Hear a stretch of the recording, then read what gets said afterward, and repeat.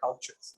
And the idea is to harmonize and to sort of identify the elements which binds us all, rather than differentiates us. We have different music genre.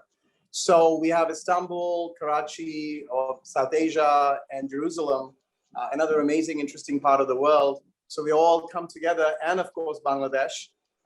We've got Naseem Bhai. So please, Vajia, please start off. Thank you. Thank you, and good afternoon, good morning, good evening, everyone. It's lovely to be here. I'm very grateful to have been invited to this gathering. Especially with some very, very esteemed guests here today as well. So thank you for having me, Rumi Saab. So my name is Vajiha Naqvi, and I am based in Karachi. I am a performing artist, so a singer, songwriter, a composer. I've been training in North Indian classical music for the last 4 years or so. So I'm not a very, very old student of this art form. But, I'd like to talk about it, especially because, I train with a very specific teacher who comes from a 700-year-old generation, a hereditary musical gharana that's been preserving this particular art form. And they happen to reside in Karachi, and I train with them. So I'll talk about that and how that's influenced my way of looking at music. I'm also a music researcher and writer. So I have a postgraduate degree from New York University, where I specialized in the anthropology of sacred music. And,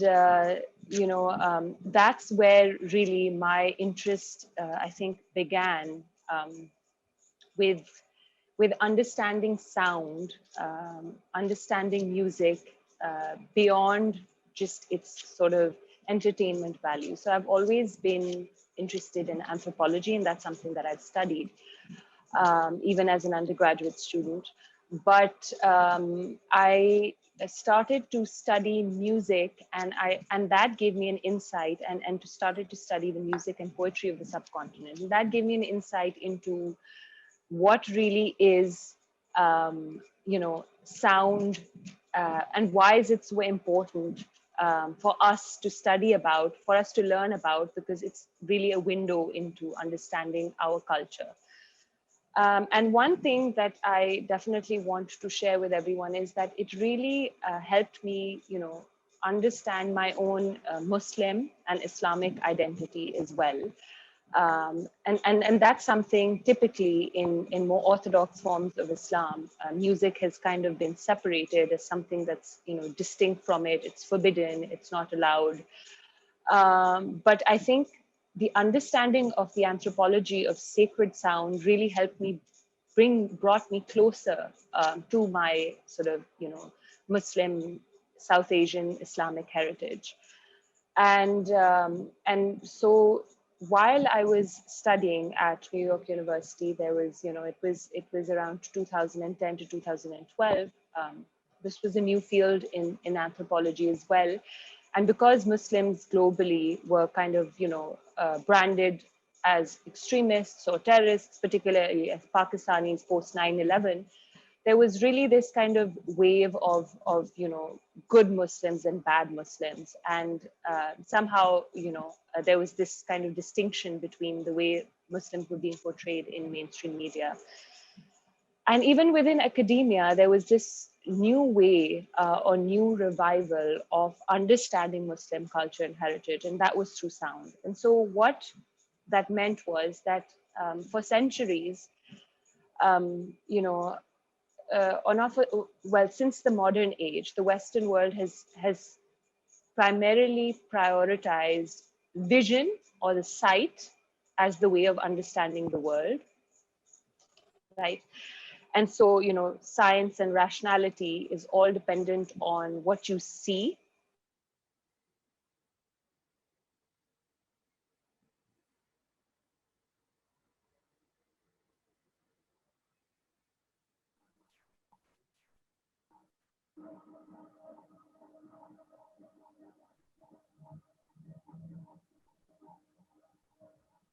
Rumi, you're muted. But yeah, I lost you 1 minute. I'm just. So there's. Yeah. Am I stuck? Yeah, we just lost you a little bit, actually. We just lost you. Yeah, yeah. Sorry, we just my lost internet you. is a bit unstable. Yeah, sure.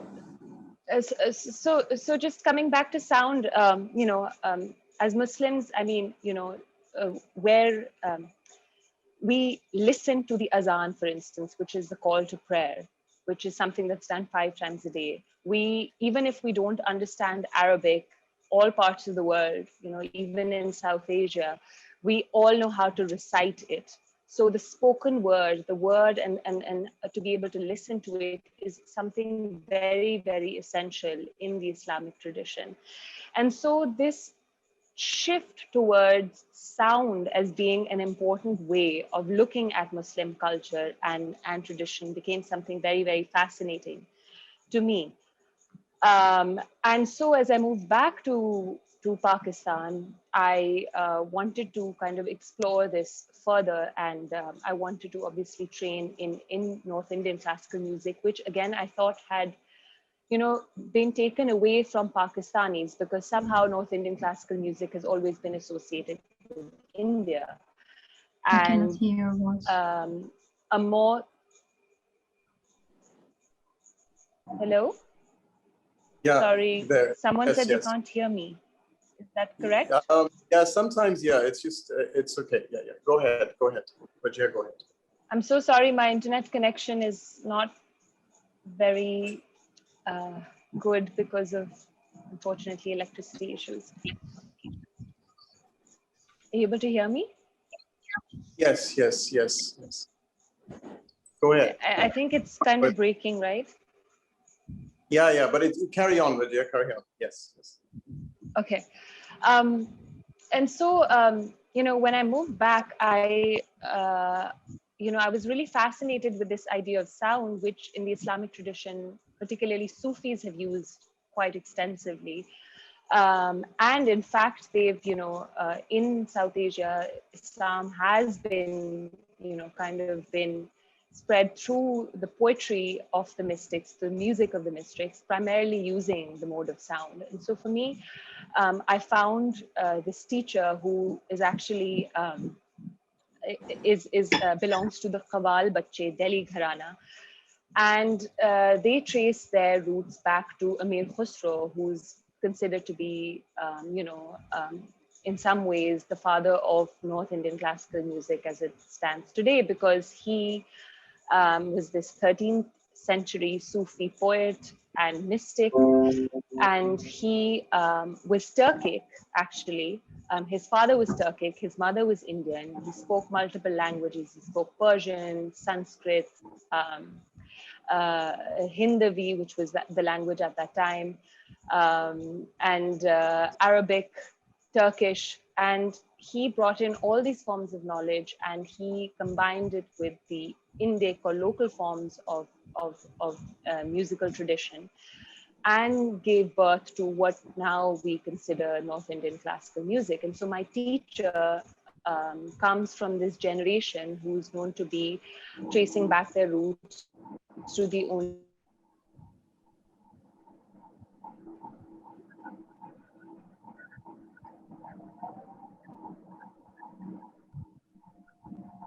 disciple, of course, in even understanding North Indian classical. My teacher, who is Ustad Nasiruddin Sami, if you may have heard of him, he's a khayal expert in the subcontinent. And khayal, again, is an Arabic term, which means imagination, but it's primarily focused on, which again, I found had, and I was trained in that way, that, has a lot of fundamental properties that are very close to the Sufi Islamic tradition of placing importance to sound. And again, why sound becomes fascinating as a performing artist is because, as someone who's Muslim and South Asian, is because, Muslims believe in a God that is unseen, that you cannot see. And again, how does one be able to articulate the feeling that one has for a God that you can't see? And so in that sense, sound then becomes a really powerful medium to be able to connect with the divine. And so I thought that these were really interesting ways that I began to connect and bring pieces together of North Indian classical tradition or South Asian music traditions with the Sufi tradition. Again, I would also say that for me, sound or music and doing my riyaz became not just an insight into understanding more of my own heritage, insight into my own self, and understanding and bringing a deeper awareness to your own self. Because when you sit and focus and meditate, you realize that again it is through a very very attentive hearing that you begin to really understand this whole cosmos that lives inside of you. And so that's another sort of very, very divine connection that one feels when one explores the field of sound and how much it has been used even as a healing force, as a therapeutic force, and in the way that it's used in meditation. In North Indian classical music, Hindustani music, there are things that are the main way that there are two modes that are used that are very central in that art form. So it's the rag and the tal. So the rag itself is a pattern of notes. And again, what is interesting here is that rags are to be performed at certain times, and they are to be performed in certain seasons. There is a specific alignment with the way the world works with the cosmos. And so, it's not just arbitrary or random that, one would even, apply a certain pattern of notes at a certain time. So for instance, there are rags that are to be performed when there is excessive amounts of heat, for instance. And they have a more heating effect on an individual. And there are lots of stories, you hear Mughal stories that talk about this, that have actually impacted the way Mughal rulers have behaved in certain ways. You speak of, Rag Megh, which is, considered to be associated with the monsoons. And so, the monsoons of South Asia have had, rags have had immense power that they've actually caused rain to fall when applied in the right sort of manner. So again, this points to this interesting confluence that I saw in, Hindustani classical music, but also in, Persianate and Arabic music systems, where there is an impact or an asar or tasir, which is actually something that evokes something in you, inside of you, and as a human, and emotions that are evoked in you. So anyway, so these sort of ideas have been something that have really fascinated me, and so I'm still kind of trying to develop a lot of my ideas around them, and particularly this influence of Sufi sacred sound with North Indian classical music and the overlaps that I find.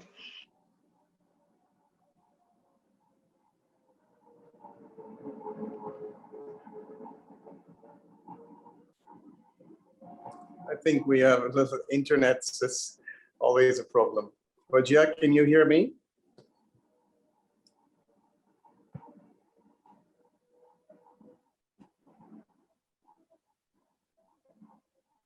Wajia, are you there? I think hi, Wajia, are you there? Yes, we lost you a little bit for a little bit. Sorry. Are you there, Vijaya? Hello.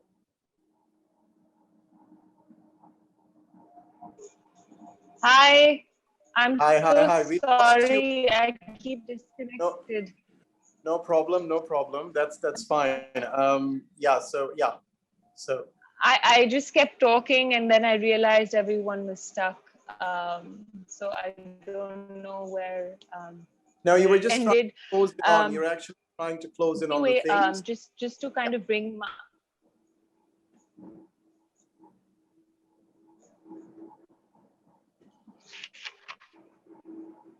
So are you there? right. So I'm just going to kind of conclude this with, my own.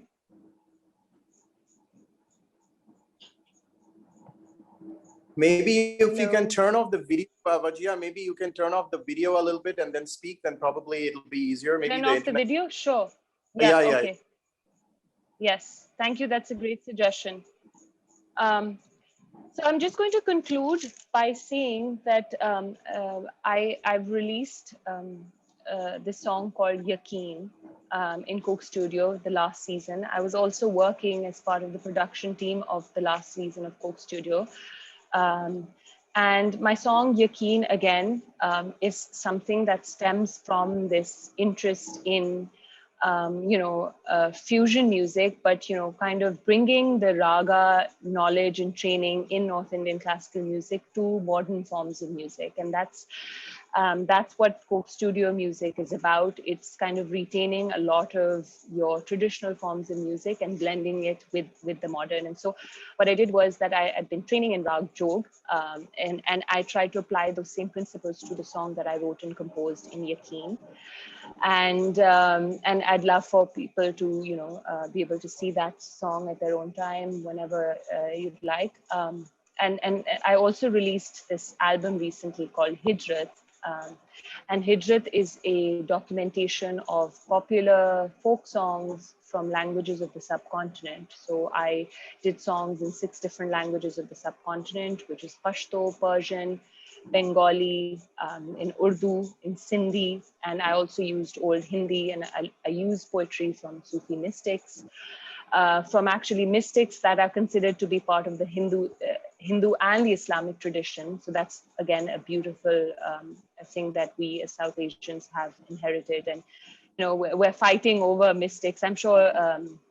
Like Rumi is something that everyone takes ownership over. Afghans say Rumi is ours, and Persians say Rumi is ours, or Turks say Rumi is ours. So in the same manner, I think that the wisdom of these mystics is something that's universal. And so Hijrat was sort of an attempt to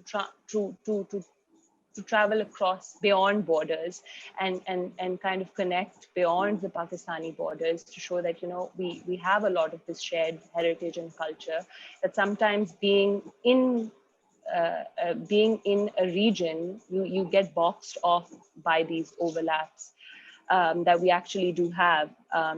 And with that, I'd also kind of close by saying that honestly, fusion music is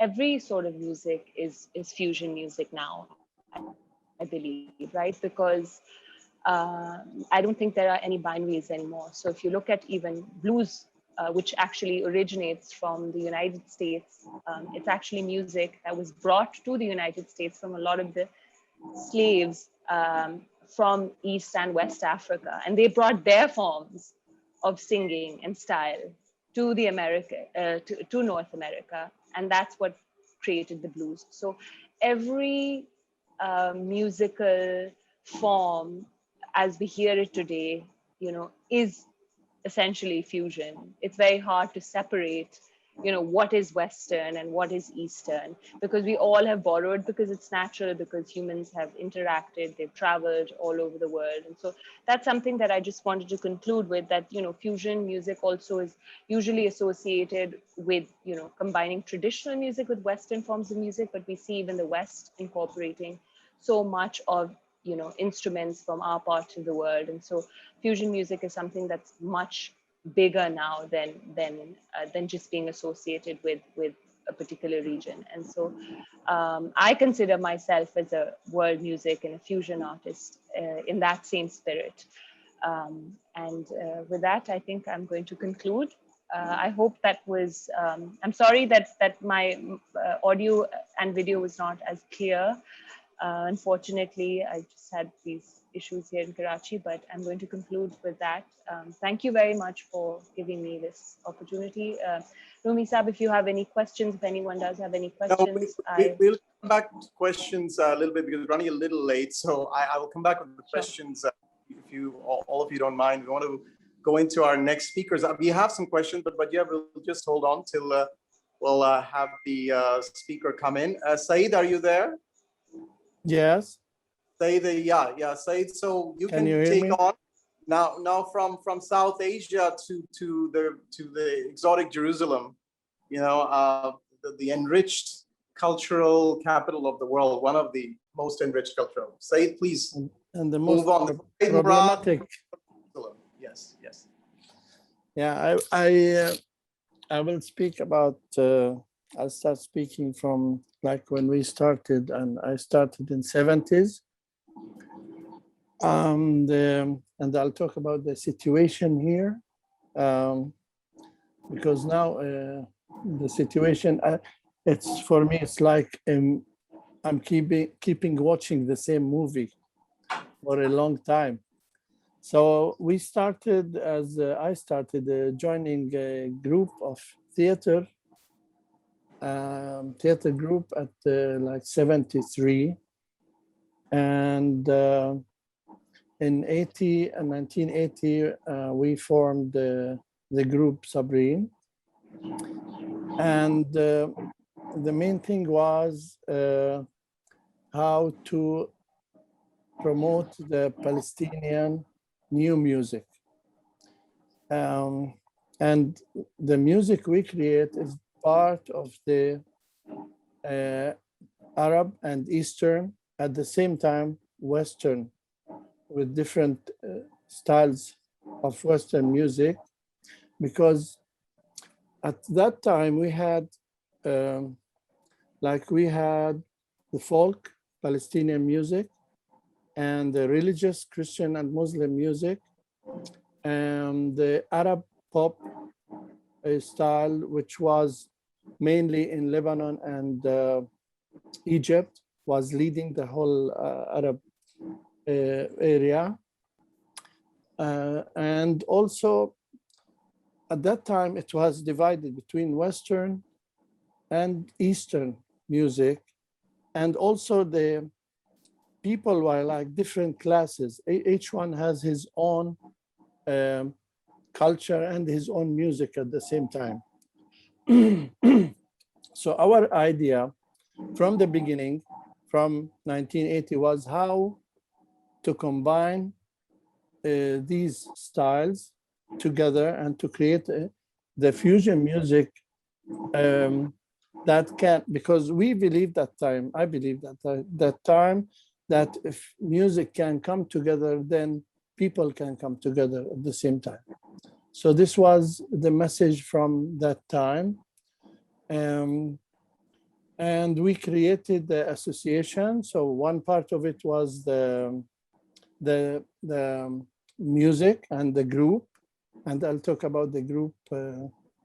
And at the same time, the association that works in development and education. The group, we had our first CD was in 84, and we had tours all over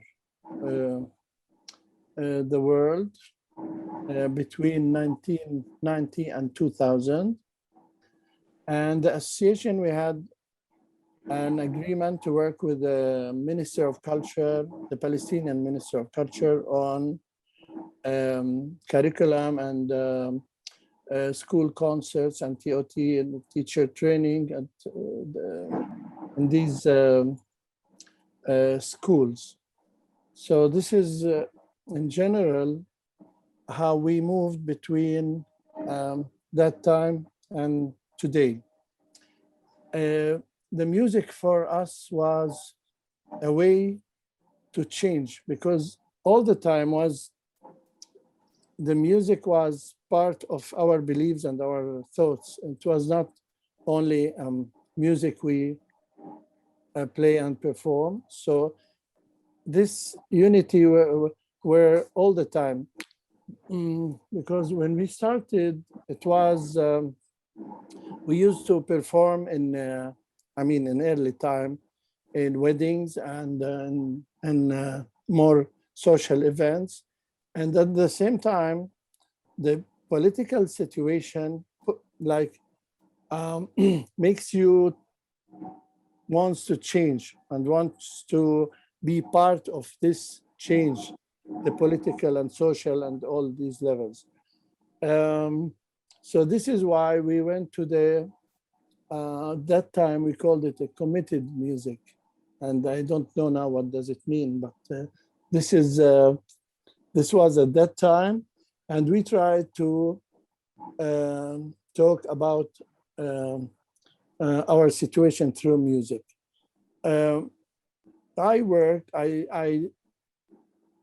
Since I started in a theater group, so I had the chance to work and to make music for theater, for dance, for movies, and every one of them is different language and different approach how to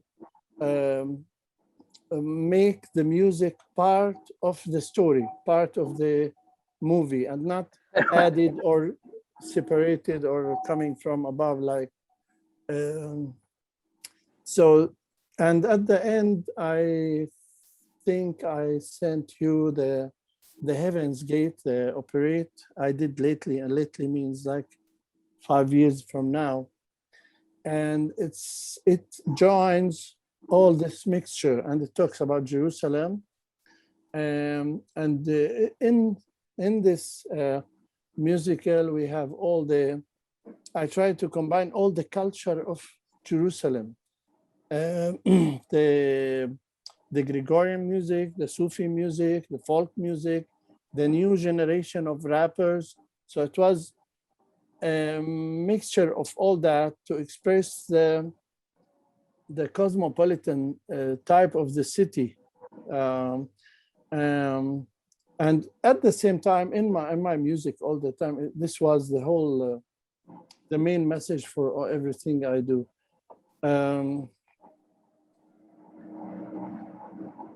I think this is enough, and thank you for giving me the chance to talk about our music. And Saeed, you want to play Heaven's Gate for a short clip of Heaven's Gate? You want to play a little bit for people? It's not. I'm Just not sure. Because I'm sitting in, it's not my place actually, in somewhere else. Let me see.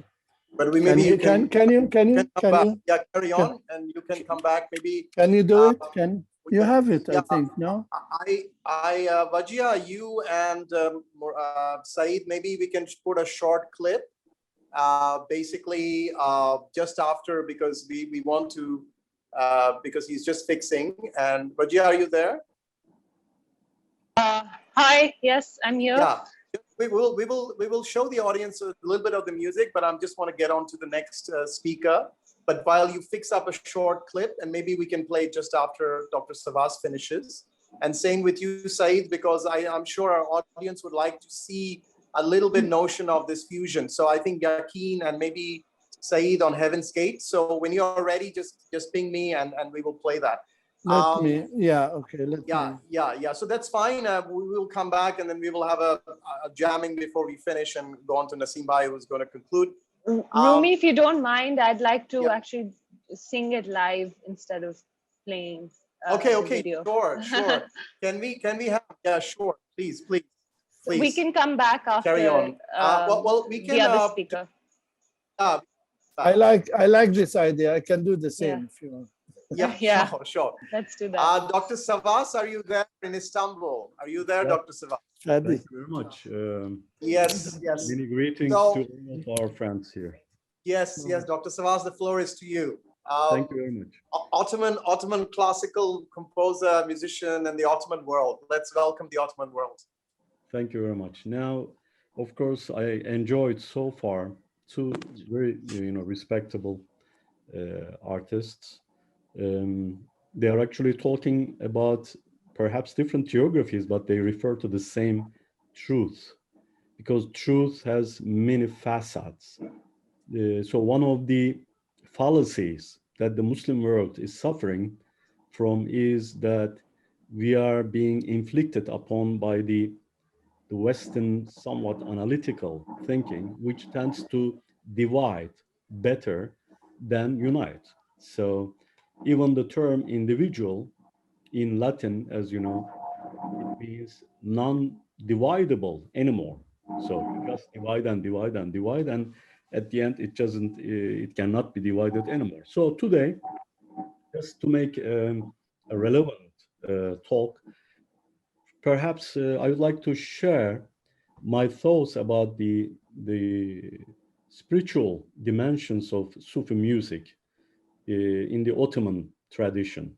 Now, the Ottoman tradition is one of the most universal, somewhat multi-geographical, multi-temporal, multicultural entities in the world history. I'm a world historian, by the way, at the same time. So, like the Roman, like the Indian and Chinese and African civilizations, this is a civilization which encompasses many different backgrounds together. So let me just share with you. Can you please enable me to share my slides? Yes, I cannot now.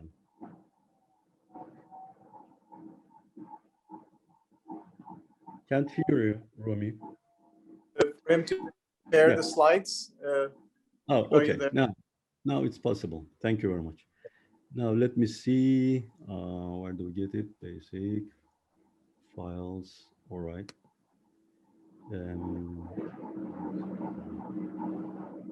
Excuse me. Now, this is the version I'm not really familiar. So excuse me for a while. Oh, computer sound. Basic. Let me see.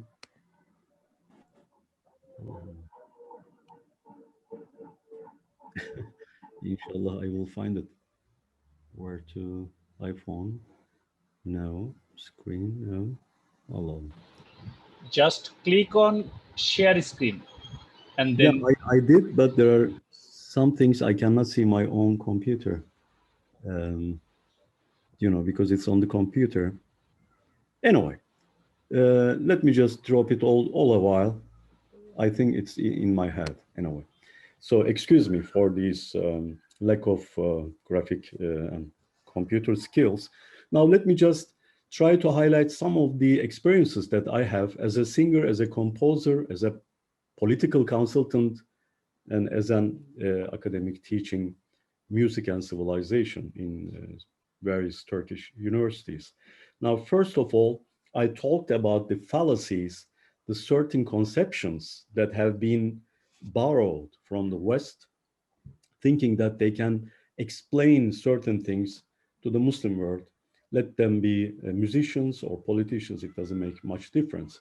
Now, the first fallacy that we are falling into when we are talking about fusion, especially in today's world, is that many of these borrowed words come with their own values. They are value-laden concepts.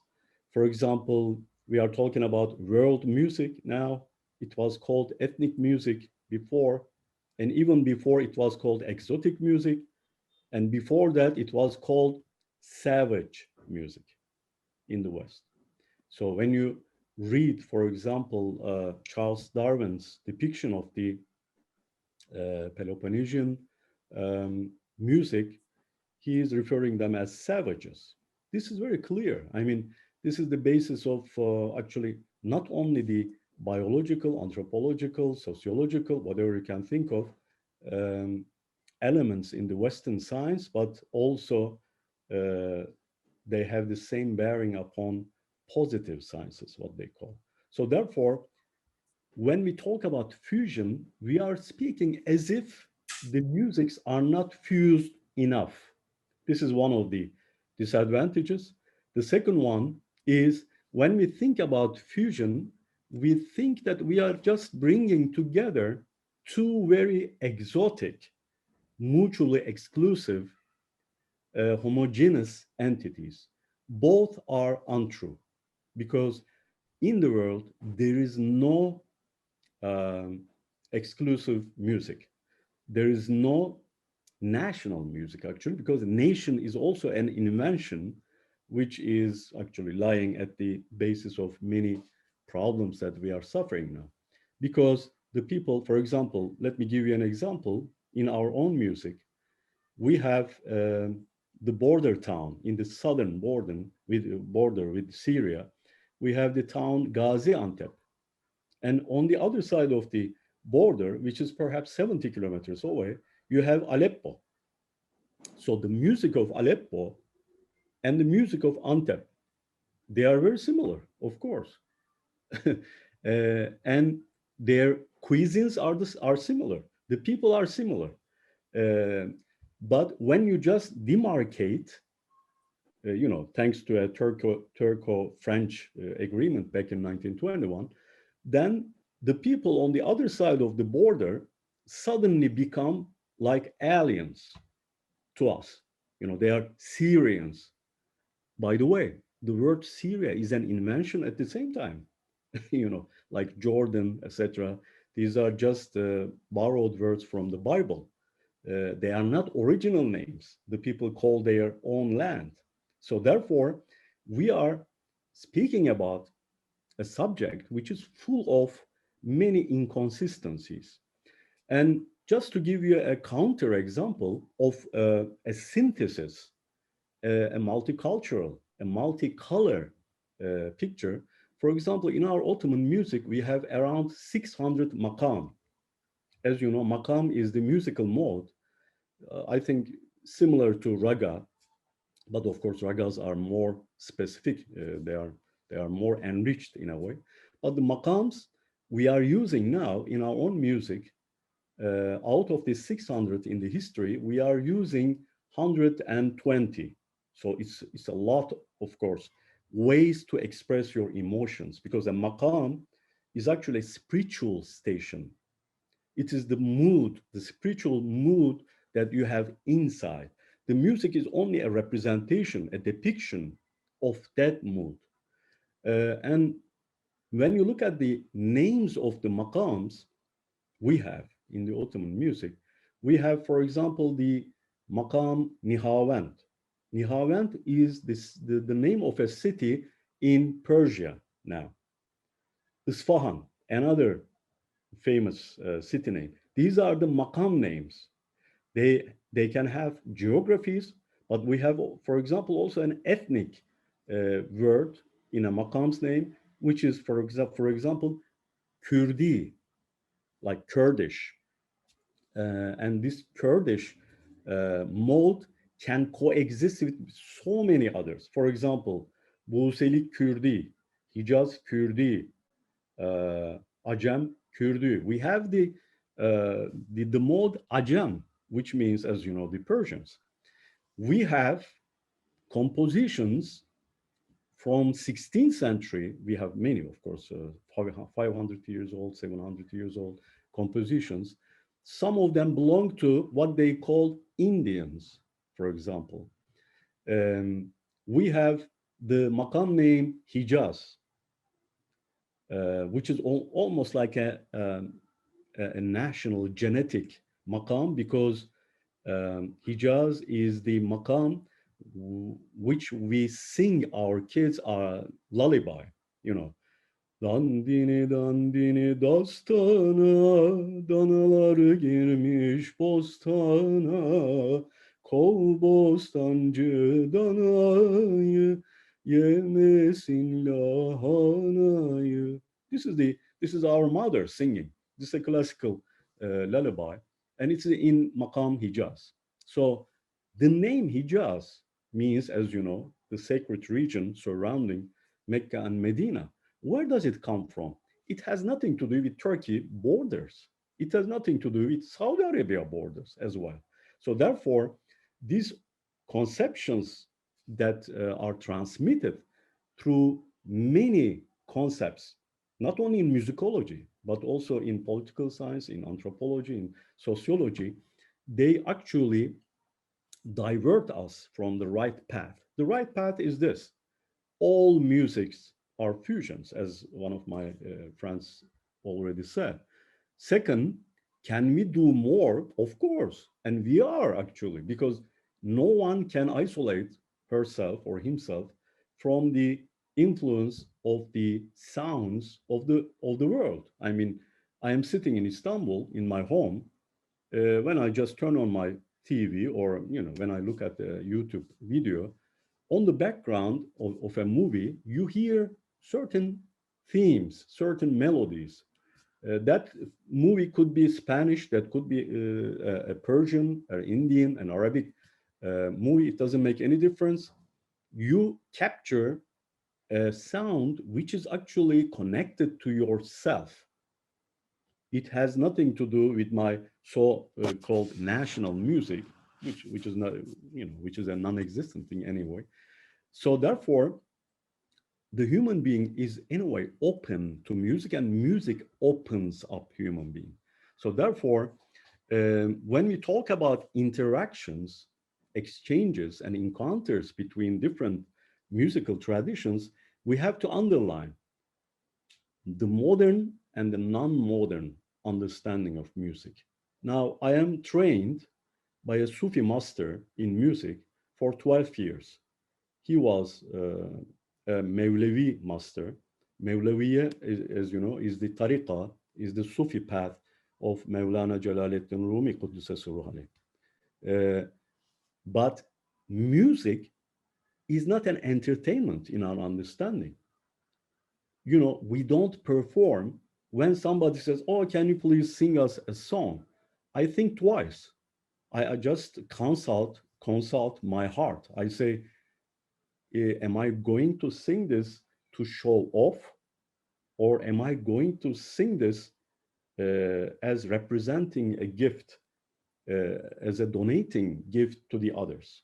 Because music is a gift like any other gifts of Allah. So it is given to certain people, not to other people, like any other gift, like time, intelligence, money, youth, beauty, whatever you can think of. So for us, music is not an entertainment. We find it very much offending when you perform music in accompaniment, for example, to a meal. We just stop. We don't sing because we are invocating Allah when we are singing. We don't have to sing religious texts. We don't have to sing qasaid, which are clearly the works of friends of Allah, awliya, etc. Okay, they are very, of course, exalted for us. Okay, but even if when I'm singing a seemingly secular song, as the Westerner says, in Islam there is no secular. Everything is religious because religion covers all walks of life. When I'm speaking now, I am religious. I have to, remember Allah and what He likes more than what an average musicologist would speak. So therefore, entertainment is not music for us. Music is a contemplation of the self and Allah. So, man arafa nafsahu, faqad arafa rabbahu. The one who knows himself will know Allah. So music is the channel of that knowledge for us. Secondly, we call music as ashq, not an art, because art is something to do with artificial. Art is something to do with, producing and selling. But the real music is the unhinderable uh, force of passion, love of Allah within ourselves.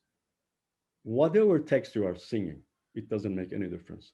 It has something to do with your heart. So therefore, our uh, masters in the lineage, they wouldn't sing when they didn't feel that passion in their heart. There were no professional musicians in our lineage because they didn't want to uh, sacrifice this gift of Allah, very special gift of Allah, to some worldly, commodity exchange, etc. I don't, of course, blame the professional musicians at all. That's another walk of life we respect because they are also gifting us this very valuable gift. Another important feature is master-disciple relationship. A master is a mature person, not only in music, but also in character and morality. So morality is the precondition of anything in Islam, actually. Well, I am a knowledgeable person. I am a scholar. I am a scientist. You may be. But in order I to consider you as highly, I need to know your morality because morality dictates your thought and activity. So the same fact can be voiced by two different persons who are of very, contrasted moral character. When you listen to a genuine Sufi singer from Qawwali, tradition or our Sufi tradition, and the one who is actually singing, not transmitting, but singing professionally, meaning you can just understand the difference. In ears, it could be the same tune, exactly the same tune, but your heart tells you the difference.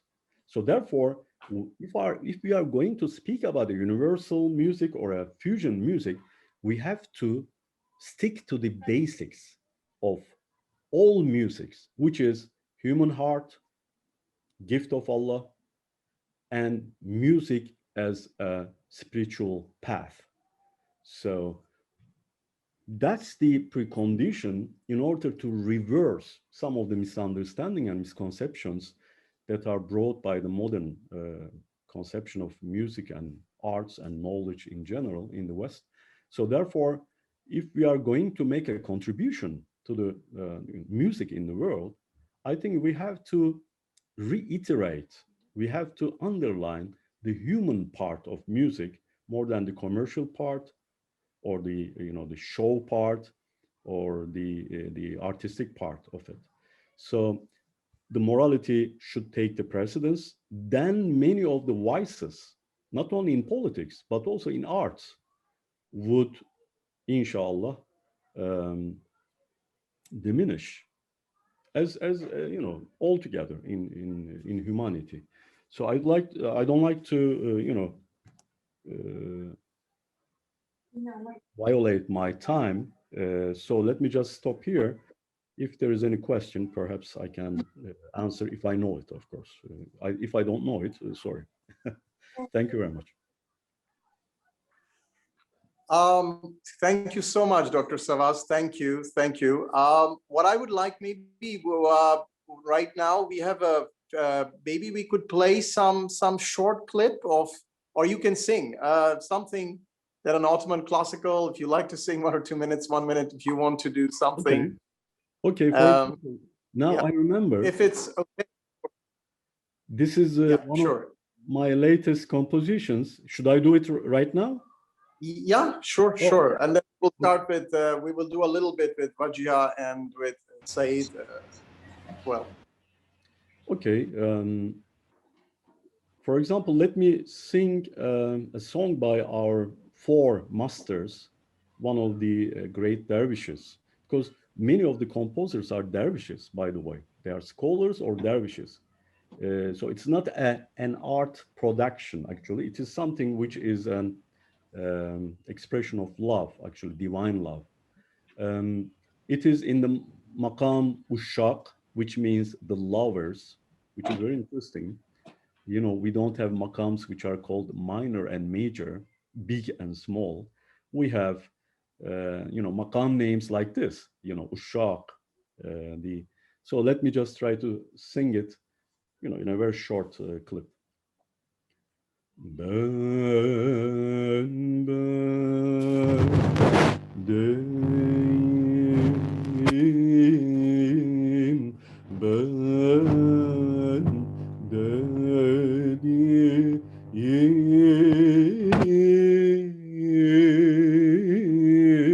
hepsin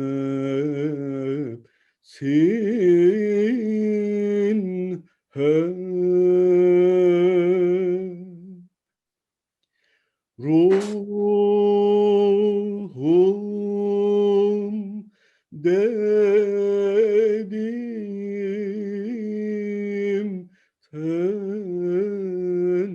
dedim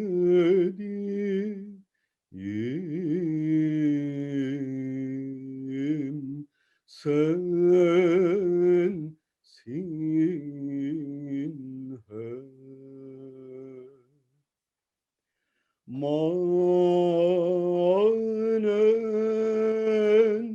di kudüm sine küpan oldum.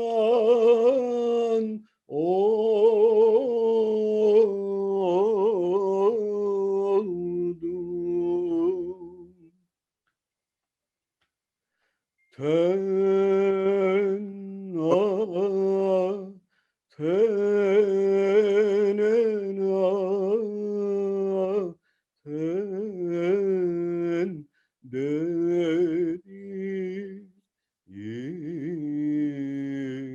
dediğim sensin hep.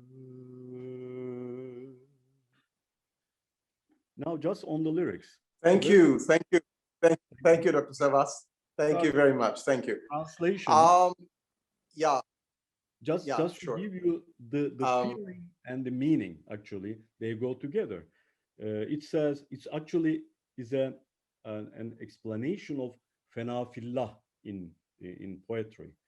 Ben değilim. I am not myself. Whatever I call I is you.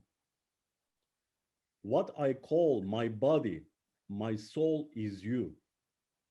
I have become someone who is always beating the chest.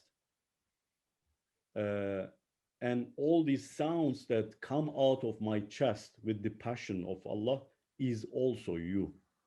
So that's the very classical 17th century poem that this composition came by. Thank you very much. Thank you. Thank you.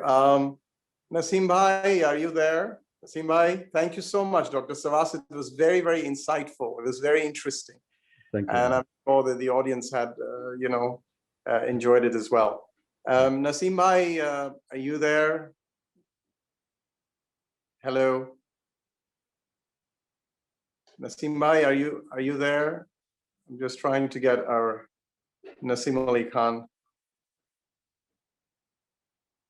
Just a minute. Okay. But yeah, getting back. Naseem Bhai, are you there? Yeah, I'm here. Can you hear me? Yes. Can you please give us you've heard them. So I'd like you, this is Ali Khan from Bangladesh. Naseem Bhai, ektu oita let me introduce myself. I'm Naseem Ali Khan from Bangladesh. I'm a singer, lead singer of one of the very, very old band of Bangladesh. Our band was formed in 1973, but I joined later in 77, formally 1980. And ever since that, I'm going through, we are traveling. We call ourselves travelers of time, and we seek melody to quench our thirst. In fact, I was listening to all the speakers, the lady, and then the palace person from Palestine, the great composer, and of course from Turkey. Very enlightening, very enlightening. So I would like to give a little bit of information of Bangladesh as a region. Bangladesh is a country beside in between Burma and India, and obviously we've been influenced by the Indian classical music. But then again, our folk music basically consists of Sufi music. I mean, all our folk music sprouts from the Sufi concept. That's because Shah Sultan Rumi was the first Sufi to come to Bangladesh. He came to Mamanshing, that's a district in Bangladesh, in 153 AD, 1053 AD. Subsequently, Baba Adam Shah Shahid came to Dhaka in 1119 AD. Then Sheikh Jalaluddin Tabrizi, popularly known as Hazrat Shah Jalal, who settled in Sylhet. And so on, they all came in. That's the golden age of Bengal, being influenced by the diverse Sufi orders of Qadriya, Chistiya, Naqshbandiya, Mujaddidiya, Sarwadi, etc. So all these tariqa, the order, and the thoughts and philosophy of the great guides have actually gone into the Sufi folk culture of Bangladesh, and most of the music which came out, profound music, is based on the thought process of the great guides. And Bangladesh has got marifati, which, you know, the word marifati is marifah. It talks about fana. There are music of fana. There are music of murshidi, means the love for the guide. There are many murshidi songs. And there are offshoots, Sufi, who do not like divide and rule policy. They're called the Bauls, the Baul of Bengal, and Lalan Shah, Hassan Raja, Ghazir Khan, etc. So all these music are folk music and sprouts from the Sufi doctrines. In fact, the entire music of Bangladesh has been influenced by the Sufi music. Even the rock bands which came in, and one of the rock star Azam Khan, he started his band called Uchcharon, and they started High Court at Majare, is Hazrat Shafuddin Chisti, who was buried beside the High Court of Dhaka.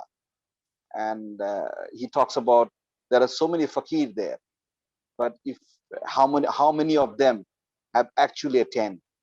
It talks about an acquisition with music.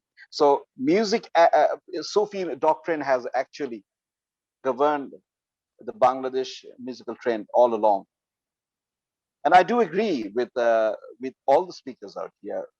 They explain beautifully that the music itself is fusion, because as human inhabitants, with the change of geography, the weather, when people started having different livelihood and they did hijrat, like they went from one place to the other in search of food and livelihood, they carried the culture along with it, and they blended with that area culture. So as culture is dynamic, music is dynamic.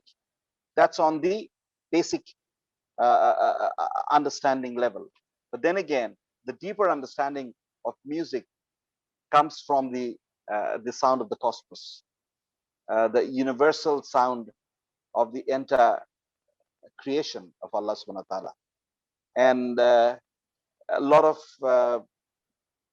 people, great artists, even from India, they are from our region, Bangladesh region. Even Rabindranath Thakur, the great poet, he was born in Bangladesh region. So is Kavi Nazrul Islam. And there are many of them. So Bangladesh is basically, the folk music is Bangladesh is 90% Sufi oriented music. And it has seeped into the modern culture, the modern music also. And people are seeking into the past, trying to capture the essence and the glory of the eternal doctrines, and they try to reimpose.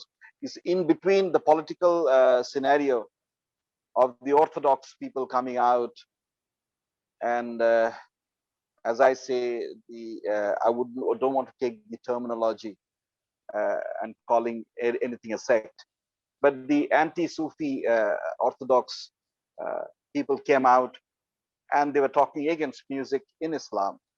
In fact, I did a very long research on music and is it permissible or not. And I did not find a single hadith or anything in the Quran Sharif to explain that music is not wanted or is discouraged. It is not at all. Music, as any other gift of Allah, if the intention and the morality of the person is clear, the music takes a beautiful state. So your intention attributes to the music and which make the music acceptable or not. Everything depends on the intention. So lately, Sufi music has come back with a full force. Having the thought and the doctrine of people, of thinking about the actual what Sufism is, has surfaced lately a lot in Bangladesh. And as for myself, let me tell, for last 20 years, I'm into an order. I'm a Qadri, I'm a Chistiya, a Sarvadiya, and Naqshbandiya, and also Rifai. That's my Sheikh, Sultan Sayyid Akbar Ali Shah. I had to take all his tariqats in order as he selected me in Dhaka. So I do not know. I'm just a very very small in front of all the giants of Sufis in the world, because I'm learning. I'm still learning, but I'm trying to compose my new songs based on the Sufi understanding of the Quran and Sunnah.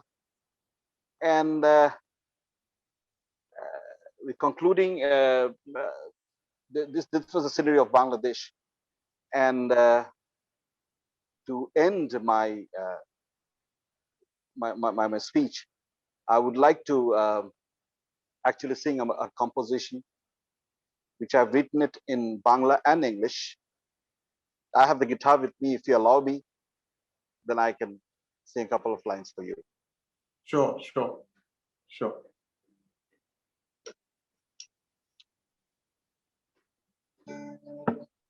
I'll sing it in Bangla and then I'll sing the English part because that's also in the YouTube. শ্রাবণে হারিয়ে যাওয়া ভুলে যাওয়া গান ঋতুর ভাজে ভাজে ব্যথার টান আকাশে বাতাসে আজ হারিয়ে আছে মানবতা সে গানটি খুঁজে স্পর্শ করে কোন নিপীড়িত প্রাণ প্রভুর আয়োজনে করো অভিযান এক মুঠো হাসি কেউ দান বলে জানি এক ধাপ শুরু নদী হবে পারি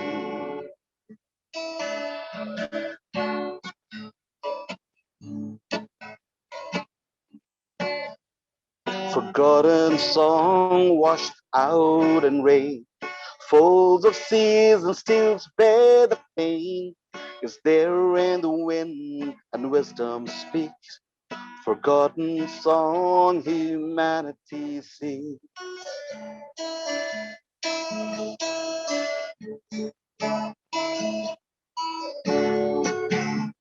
a single seed grows 7 spikes each spike contains 100 grains 700 grains from a single seed A little good deed you've gained indeed. A logical mind risks nothing at all. It binds you up for the fear of fall. But love take the plunge, knows no measure. In a broken heart, you find true treasure. Please don't mind the illogical mind. If you're in love, then all is fine. It does take affection to share and care. Strike the fine balance, then all is fair. Thank you very much, Naseem. Hi, thank you very much for this lovely melody and the tone and the music and all discussing Bangladesh and the region. Before we go to questions, I would like Wajia and Saeed, do you want to do a short 1 minute just clip or 1 or 2 minutes just to give the notion? Saeed, just a little bit to get maybe, are you there? Yes. Yeah. Yeah, just something, just so that the audience get a little bit of. Yeah, I have the video and I have the oud beside me. So you decide. Yeah, Oud, maybe you can just play a little bit just to show us you compose. So maybe just. Okay.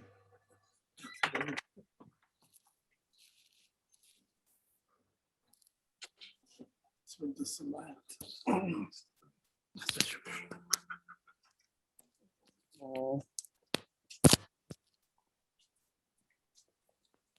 Can you hear me? Yes, we can. We can hear you. Okay. 1 second.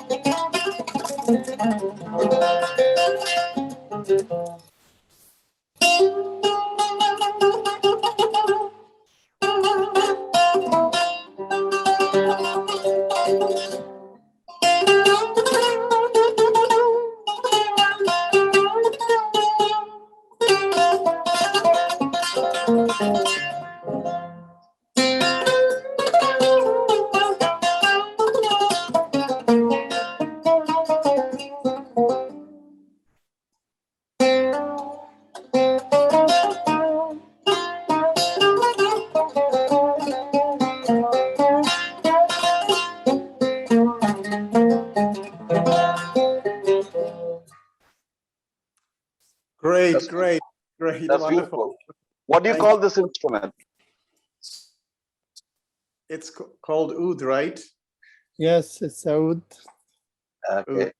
Okay.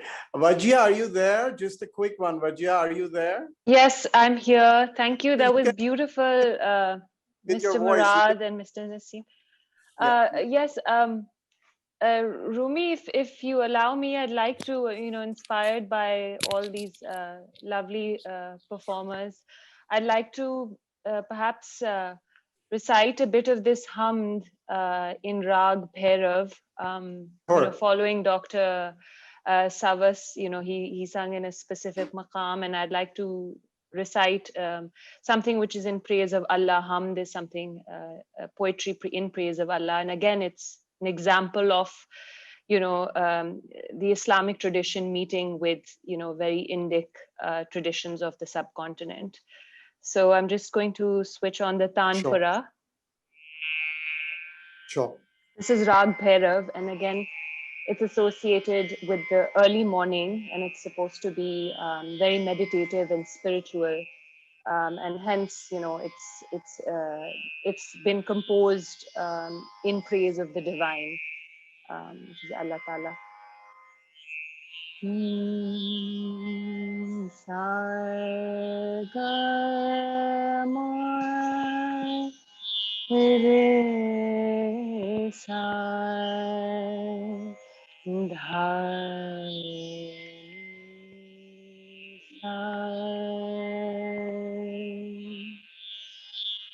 Allahu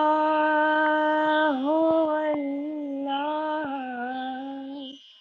Allahu Allah, Jalle Shan Allah, Jalle Shan Allah, Allahu Allah, Jalle Shan Allah. तेरो नाम लिए मेरी होवे तसल्ला अल्लाह अल्लाह जल्ले शान अल्लाह तू रहीम तू करीम तू रहीम तू करीम तू सत्तार तू गफार रिम झिम बरसे है नूरे तजल्ला अल्लाह हो अल्लाह जल्ले शान Allah. Thank Thank Thank you. Sorry, you, I beautiful. tried to Thank make you. it as Beautiful. short as I could. Beautiful. I will leave the floor now. I will leave the floor to ask questions. I leave it to our audience. You can send us questions on the chat. Nipa, you could ask us questions, and I could too. Please feel free. Any questions, Naseem bhai? Yeah, I got the answers to most of my questions from the wonderful speakers. I would like to ask Wajia, has there any Bengali song other than Amar Porana Jaha Chai? Naseem Sab, actually, I would love to. I'm learning more about Bengali music, and I'm so inspired by the Baul tradition. I'm a huge fan of Parvati Baul. She's a phenomenal Bengali singer. But I'm learning more about the poetry of Lalan Shah and, you know, these Baul mystics. And so please educate me. I'd love to connect with you and be able to perform and sing. We will later on. We will, inshallah. Absolutely. Inshallah. Great. Thank I've you. seen your clips on the Coke studio. It was beautiful. Phenomenal. Thank you so much. Thank you. To the audience now, anything, you know, I just feel free to ask. I would actually like to actually ask Saeed, how is this, you know, with the Palestinian and musics in Jerusalem, how is the influence of other regions like Syria, Turkey, the Arab world, North Africa? You know, you seem to have a lot of fusion. Saeed, could you talk to a little bit about, because that's the part of the world, a lot of cultures kind of, you know, starting from the dynasty, or, you know, right from the beginning, you know, a lot of these empires actually came in, you know, from the Byzantine, Damascene, you know, all of these. So could you give a little bit of how it has evolved in that area, Saeed? Actually, Palestine, Jordan, Egypt, Lebanon are called, and Syria called the Greater Syria or Bilad Sham.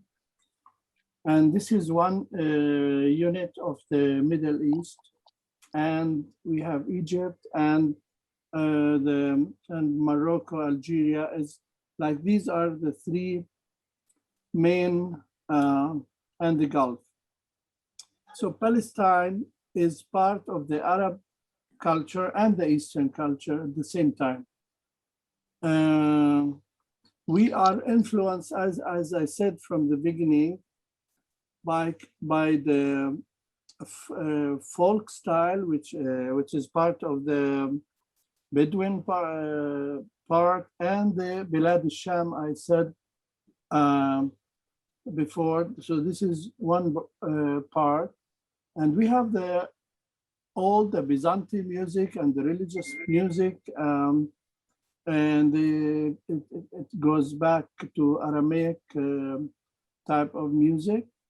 This is like from the past. Now, for the modern history, Jerusalem is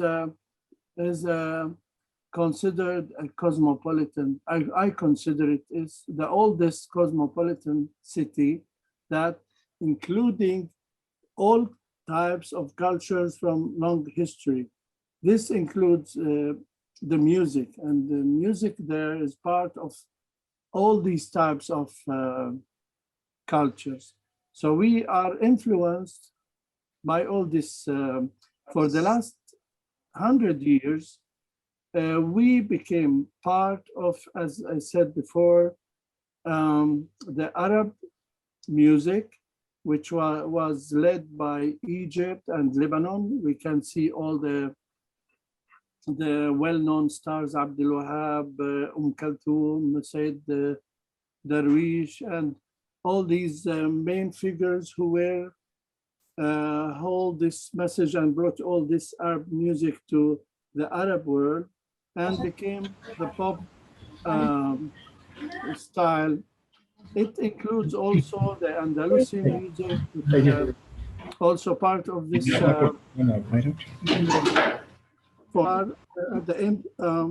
This is why I feel, like I belong to everybody. Actually, I don't feel like we have our Jerusalem music or Palestinian music or Arab music even.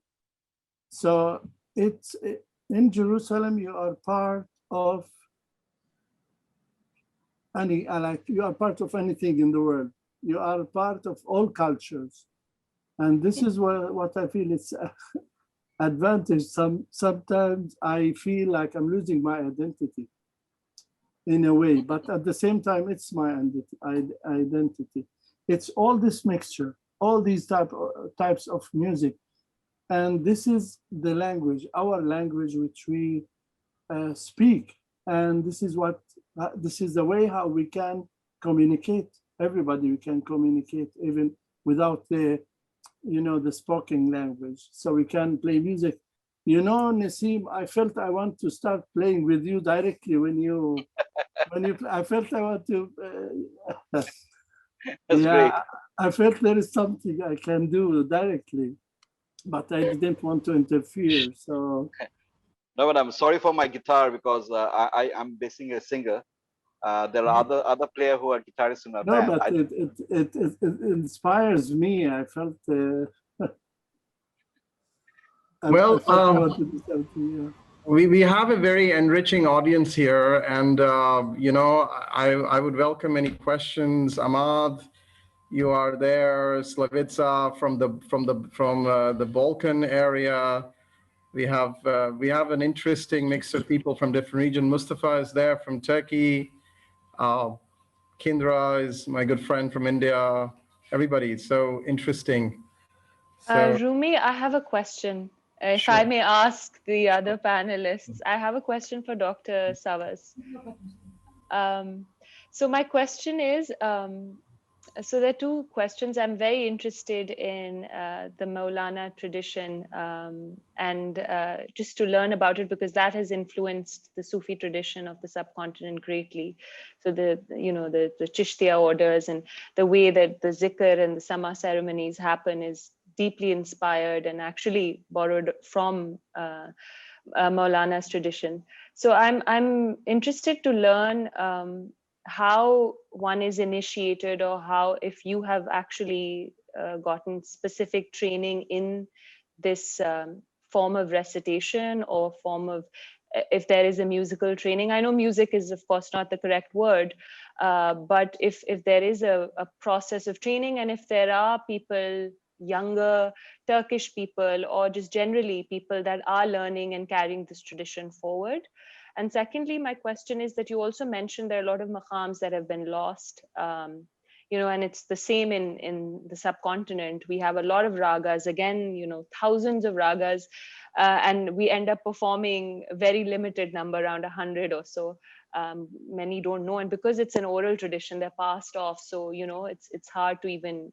It's not like in the Western system mode of instruction where everything is written down. It was all through the listening, which is again a different mode of orientation of life. So I guess these are my two questions. If there's something being done to preserve that, or so yeah.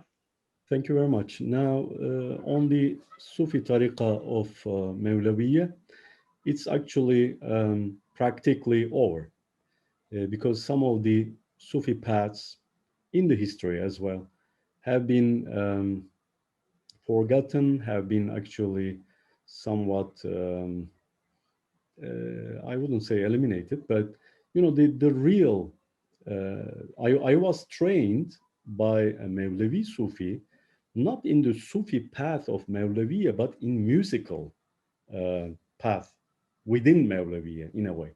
So they preserve the musical tradition, but unfortunately the general Sufi training is missing now in Turkey. To my best knowledge, I cannot really advise to anybody saying that, oh, this is a good master of Mevleviya. Now it is more like a ceremonial tariqa because of the aesthetically appealing rituals. The whirling dervishes, they have the skirts and the music is beautiful, so they turn, etc., etc. So it's a tourist attraction, unfortunately, most of them. And as you know, the life of any message, let it be Mevleviya or any other Sufi tariqa or any ilm, actually, they can abide in the world only by sticking to Sunnatullah. So when you are cut off from the injunctions of Allah and Rasulullah Sallallahu Alaihi Wasallam, the barakah is gone. The bestowing is gone. The divine assistance is not there. So there are no more masters teaching the proper message. It's just, people actually trying to relive the memory of those times. This doesn't suggest, of course, that some other great Sufi traditions like Naqshbandiya, Qadiriya, Rufaiya, they are not dead in Turkey. They are alive, but in Turkey, it's officially prohibited. You cannot have any Sufi affiliation. It is forbidden back in 1925. So the music has been resuscitated after 1960s. Up until 1960s in Turkey, the authentic music was forbidden. In the radios, in the schools, they only taught Western music. And they taught our music, which my Bangladeshi friend explained very well in the Bangladeshi context, which is very much similar, of course, in our context, because the folk music is full of wisdom, divine wisdom, hikmah, etc., etc. So you cannot divide Sufism from any sort of music in anywhere in the Muslim world, I believe. But they somewhat called the music Turkish music. Then it became an anachronism because, well, most of the composers or many great composers in our tradition are Greeks, Jews, Armenians, they are non-Muslims, but we respect them as we respect our Muslim masters. Just to give you an example, the last Ottoman Sultan, Wahideddin Khan, he had a qanun. Qanun is, the instrument. He was playing that and he was a composer. The teacher, the instructor was Levon Hanjian, an Ottoman Armenian. And Levon Hanjian was the disciple of the great Sufi, Muslim Sufi, Zekai Dede. So they are all within each other in the same system. I cannot contemplate in Turkey calling himself a conservative or, I don't know, religious person that some Armenian, some Greek, some Jew, or some non-Muslim would just come to their, presidential palace, or to their office, or to their, I don't know what, and lecture them. Yeah, we benefit a lot, the Westerners, but when it comes to our own people, we are a bit, distancing ourselves. On the second question, archiving, the archiving, registration of documents is a very strong side of the Ottoman civilization. It is perhaps number one, I can say, in archiving.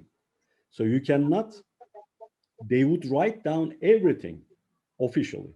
Whatever official, you can find it in writing. We have perhaps over 3 million documents waiting in our archives. Mashallah. But Mashallah. on the music, excuse me? No, I said mashallah. Yeah, they wrote down every little piece of information. So you cannot understand how such an archiving civilization would not have the same registration system for musical notation. Now, some Orientalist-minded, modernist Turkish scholars, which are many, by the way, in one of the panels that I attended, one of them dared to suggest that the Ottomans, they lacked the written culture that the Westerners had so much. And I said, are you crazy? I mean, they would just write down every little detail on their official documents, but they don't do it in music. Why? As a musician and as a person who was trained orally without the instrument of notation, I can tell you very comfortably, because notation is only a note. It is not the sound. It is a representation of sound. It is not the same thing. So I can tell you, when I listen without knowing anything about a singer, whether he is or she is singing, looking at a notation, or just from heart. Isn't it? I mean, we can all detect, I think, because one is very sincere, like our friends who sang, including yourself. We can understand it. It's just heart's voice. But the other one is an educated voice. Education is not the same thing as training, especially when it involves spirituality. So therefore, in our tradition, we have the term femi muhsin. This is used not only in music, but also in tilawa, in recitation of Quran. You have to learn your knowledge of music from a beautiful mouth. They don't say from a master, from a able person, from a competent musician. No, they say femi muhsin, beautiful mouth, which means both the knowledge but more morality. So therefore, it's a training of personality, and notation is only for reminding. And plus, another reason I can come up, just to cut it short, um, of course, we have now tens of thousands of you know historical songs in the archives. There are many works now. They are produced. There are the books on it. The television, the state television has huge archive, etc. But one of the reasons why we lack, or we don't have anymore those maqams, for example, that were in the past, is simply because they cease to exist, appealing the people. I mean, why don't you accept that some musical songs will be forgotten? Even if you write it down, even if you just put on the billboards, you don't remember, just like pop music. 3 years ago, it's just a hit. Everywhere you hear the same thing. Today, you ask the people, they can't even remember. So therefore, again, the thing comes back to the roots, to the fundamentals of music as an essentially spiritual gift. So it is the basis of human being. It is the basis of human life. Um, so therefore, music, recorded or unrecorded, is very valuable. And what matters is the human element, not the information that is being produced. That's my thoughts. Thank you. True. I have a question, Mr. Sipak. But with the recent regime of Turkey, uh, isn't it encouraging the Sufi music now? Because I see a lot of changes in Turkey now. Yeah, yeah. I mean, the general milieu, the general environment is encouraging. But on the other hand, since there is politicization, since there is Yeah, this so, somewhat ideologization of ad-Din, Islam, then the meaning, the core of the music has started to be it forgotten. changes. Now, hear Yeah, beautiful azans, beautiful. They sing, changing between maqams. They're just, doing all this technical, jumping here and there while they're, calling azan. But then you don't find the same sort of passion in it, Don't sing it that artistically. Do it in your own way, it's more touching the heart.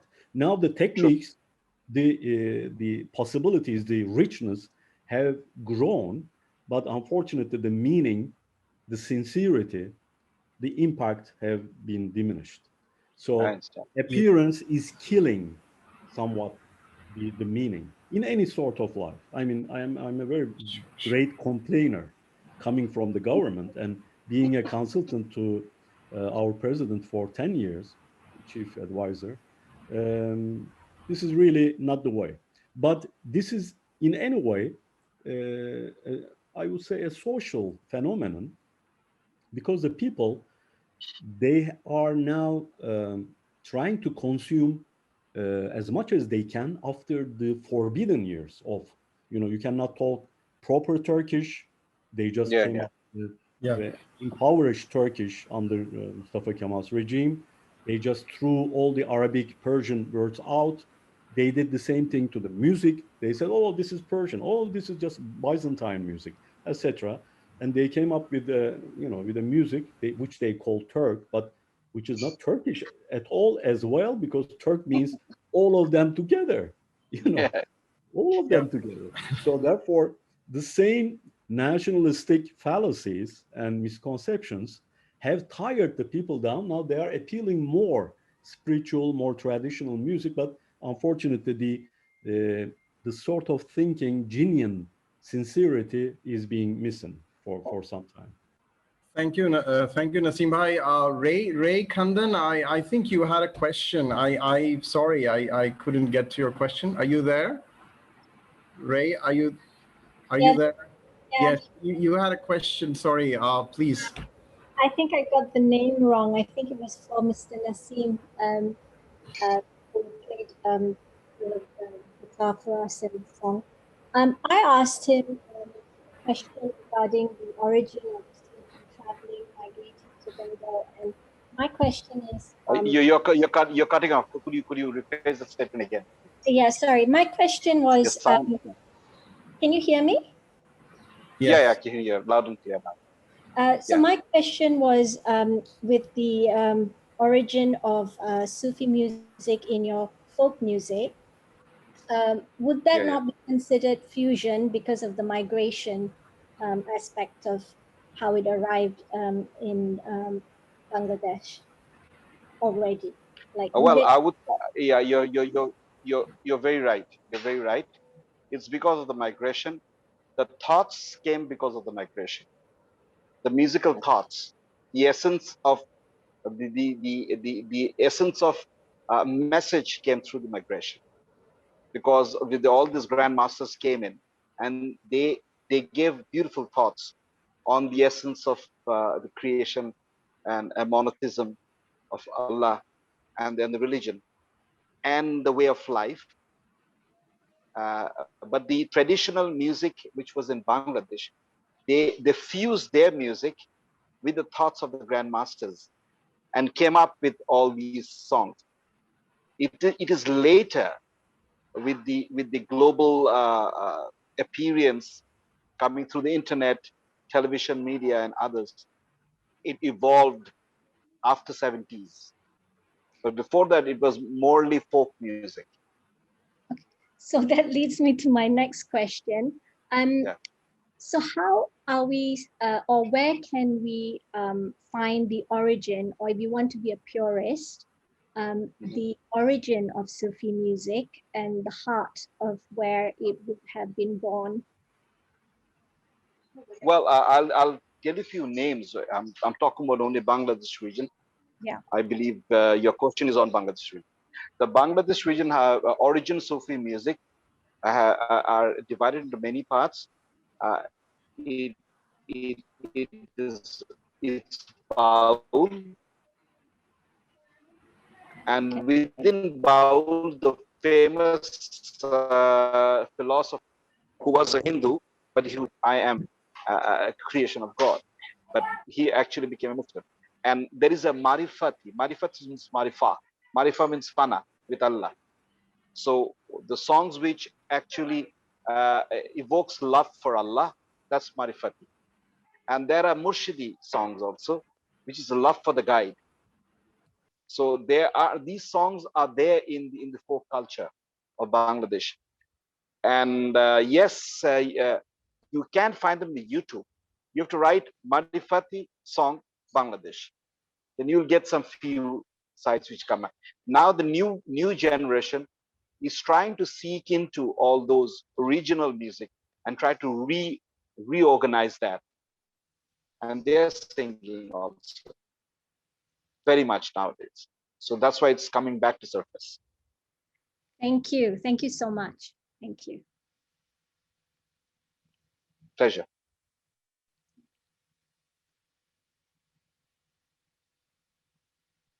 Rumi, are you there? I said, thank you, Naseem Bhai.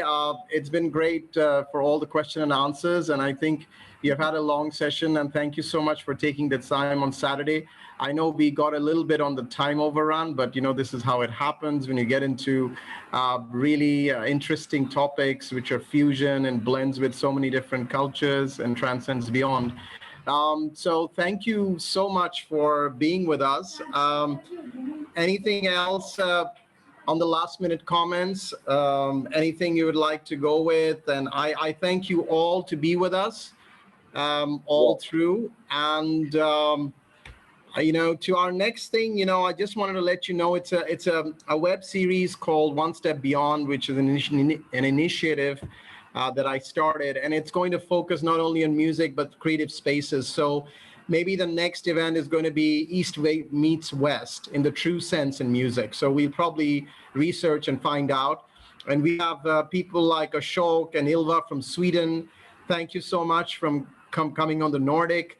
It's the world. The idea is to get everybody together. The idea at the end of the thing is that if we have these misunderstandings, for superficial reasons and for superficial narratives, it doesn't help us as a community. So I think there is a lot to learn and exchange, no matter where your roots are, where your history is, because it all overlaps, as Wajia pointed out, and Dr. Savas and Saeed Murad from Jerusalem. We are all as a holistic family. So I think with that, I would like to, and thank you very much, Nipa, for co-hosting, and Sharmeen, co-hosting, and thank you so much to all our discussants, to our musical icons in their own right, and wonderful to have you all. Thank you. Rumi, Yes. if you have 1 minute more, Yes. then can I finish the session with 4 lines from an Naat Rasul, which I have composed? Sure.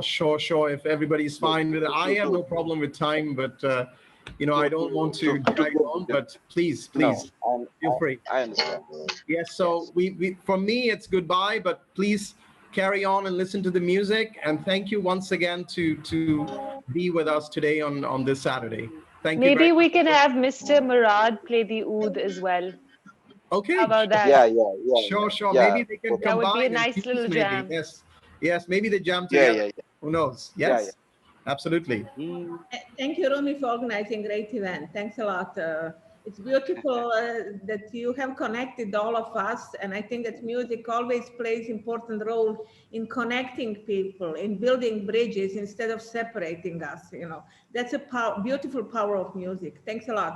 I mean, Slavica is a very dear friend from Croatia, but grew up in Bosnia. So see, the Europe is already there, and there's of these cultures already. So anyway, I'll leave it for the musicians. Yeah, thank you, Slavica. Thank you.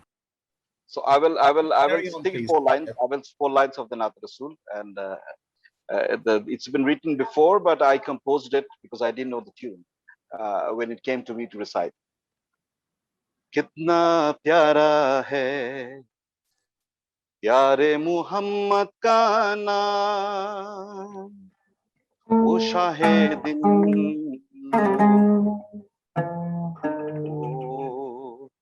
पैगंबरों के इमाम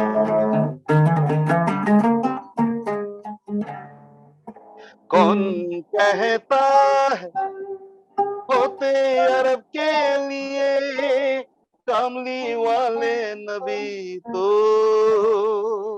सबके लिए पैस पाते हैं उनसे भी तो आम उन पे लाखों दरूद उन पे लाखों सलाम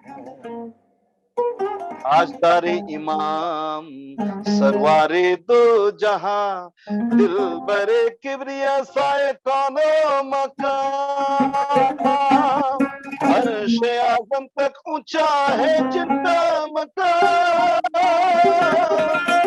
उन पे लाखों दरूद उन पे लाखों सलाम लाखों दरूद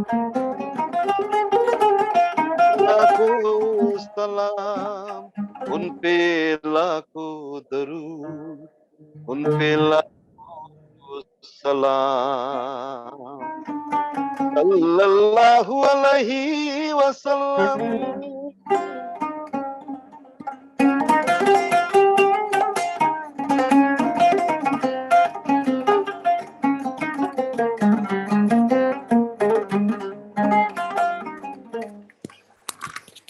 Beautiful. Wow, Mashallah. wow. Mashallah. Sorry, I should have told you the chord or the notes, then you wouldn't have to search Doesn't for it. matter. Sorry. It was still beautiful. I will manage. See, it's Jerusalem and Dhaka, you know, miles, 1,000 miles apart. It's all coming together. Yes. Great, fantastic. Thank you Rumi, very if I much. could request, if Yes. you could connect us all maybe via email or if there's a group so that we all can stay connected Yes. somehow. I have actually connected Yeah. you all on an We'll do email, that. but I will connect you with the group. Yeah, absolutely. Wonderful. Great. Yeah. How Thank you for about having us. also WhatsApp? How about WhatsApp also? We can have a group in WhatsApp. Yes, sure. And then the next one, if you have ideas, is East meets West in music and dance. If you guys have any suggestions, because we really like to bring the European Ilva, the European side as well, and the Eastern European, because just to let you know, we have one of the most interesting Eastern European, Hungarian and Slovakian and Romanian gypsy performer, who's one of the very famous ones. She's going to come on board. So we're going to see, and we're going to bring some other rock fusion musicians as well.